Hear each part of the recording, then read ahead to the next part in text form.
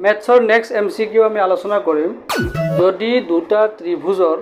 অনুৰূপ কোণবিলাক সমান হয় তেন্তে সিহঁতক কোৱা হয়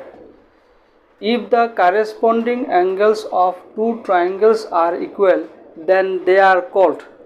এই চাৰিটা অপশন খুব ভালদৰে চাবা কাৰণ এটাহে কাৰেক্ট হ'ব আৰু তোমালোকক কনফিউজ কৰি দিয়াৰ কাৰণে ইয়াতে মানে তিনিটা শব্দ লগা হৈছে সেম সম সম ৰাইট আৰ এটো বেশি কনফিউজ কৰিব কাৰণ আটাইকিটা যেটো সম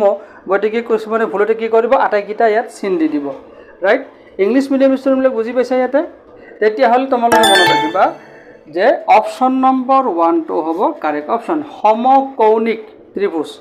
অর্থাৎ ইকুইএঙ্গুলার ট্রায়াঙ্গল ইয়াত তোমালোকে কনফিউজ নহবা সমকৌণিক বেলেগ বস্তু আর সমকোণী বেলেগ বস্তু ইয়াত কিন্তু তোমালোকে কনফিউজ হৈ নাযাবা কাৰণ যিয়ে বোৰ্ডৰ পৰা কোৱেশ্চন কৰি তেওঁলোকৰ কামে হল ষ্টুডেন্টবিলাকক কনফিউজ কৰি দিয়া যাতে ৰাইট আনসাৰটো সহজতে ওলাব নোৱাৰে গতিকে সমকৌণিক আৰু সমকোণীৰ মাজত বহুত ডিফাৰেন্স আছে তোমালোকে সদায় মনত ৰাখিবা যে দুটা ত্ৰিভুজৰ দুটা ট্ৰায়াঙ্গলৰ যদি কাৰেসপন্ডিং এঙ্গেলবিলাক ইকুৱেল হয় অনুৰূপ কোণবিলাক সমান হয় তেতিয়া হলে সেই ত্ৰিভুজটো কোৱা হ'ব